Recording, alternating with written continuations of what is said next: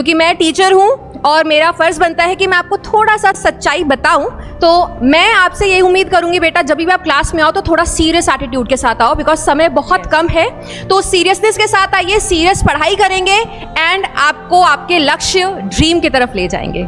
So that would be my strategy कि इनको थोड़ा सा बार बार बताते रहूं सर कि समय कम है, you have to be serious. बिल्कुल, एक लेक्चर में हो सकता है टॉपिक्स पे मल्टीपल हो, तो कंपैरिजन तो वैसे भी नहीं करना चाहिए, लाइफ में वैसे ही नहीं करना चाहिए। और यहाँ पे your focus should only be to grind yourself. अभी आपके पास टाइम है ही नहीं टू कंपेयर टीचर्स, यहाँ पे आपके पास टाइम है ही नहीं to go to some other resources. पहली बात ना, कंपैरिजन वैसे भी लाइफ में नहीं करना चाहिए किसी भी चीज का। जो बच्चा कंपेयर करता है वो सर नहीं पढ़ पाता, टू बी वेरी ऑनेस्ट। और आगे बेटा आपको जीवन में भी जब आप चीज़ों को कंपेयर करते रहोगे ना, आप अपने आप से कभी खुशी नहीं हो जो आपको मिल रहा है, तो आप कभी जीवन में आगे जा ही नहीं पाओगे। ठीक है, तो हम मेहनत करने के लिए तैयार हैं। अब आपको देखना है आप हमारे साथ कितनी मेहनत कर सकते हो इस जर्नी में। एक चीज़ मैं आपको पूर्ण आश्वासन के साथ कहता हूं दोस्त कि this is the best team possible for you.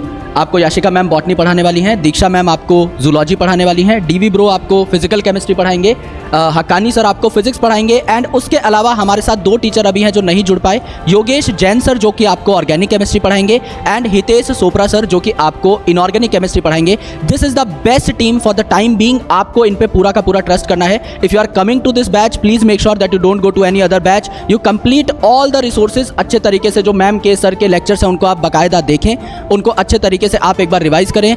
Ma'am की सर की जो डीपीपीज हैं उनको आप सॉल्व करें, जो हमारे बैच में टेस्ट आने वाले हैं उनको आप सॉल्व करें। और यहाँ पर एक सरप्राइज लिखा हुआ है सर मैम, दैट इज यकीन प्लस। तो वो मैं आपको बताऊंगा यहाँ पर आपको क्या एडिशनल मिलने वाला है, which is going to be a game changer for all of you all.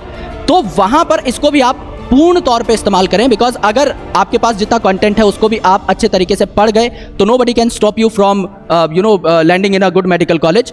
हम ये नहीं कह सकते मैम अभी जितना वक्त बचा है और बच्चों के साथ हमें मुझे लगता है ट्रांसपेरेंट रहना चाहिए। हम ये नहीं कहेंगे कि that you can crack AIIMS Delhi all the students, yes. क्योंकि मतलब वो देखो, कोई प्रोडिजी होगा, कोई जेन्युइनली बहुत ज़्यादा हासिल करेगा, वो पहुंच भी जाएगा। बट उन बच्चों की संख्या जनरली काफ़ी कम होती है, वो आप भी जानते हैं, आपकी क्लास में आपके आसपास आपको भी पता होगा। लेकिन आप अपने स्टेट के बेस्ट गवर्नमेंट मेडिकल कॉलेज में जा सकते हैं, आप एक गवर्नमेंट मेडिकल कॉलेज में जा सकते हैं, आप बहुत सस्ते दाम पर अपनी एमबीबीएस कंप्लीट कर सकते हैं। उतना आप काबिल बन सकते हैं अगले 200 दिन में, ये मैं आपको गारंटी के साथ कह रहा हूँ। तो अगर आप अगले 200 दिन पूरे तरीके से मेहनत कर गए, अपनी टीम पे अगर आप भरोसा कर गए, टीचर्स पे भरोसा कर गए, जो ये कह रहे हैं, होमवर्क दे रहे हैं, उसको अगर आप ईमानदारी से कर गए तो आपको कोई नहीं रोक पाएगा।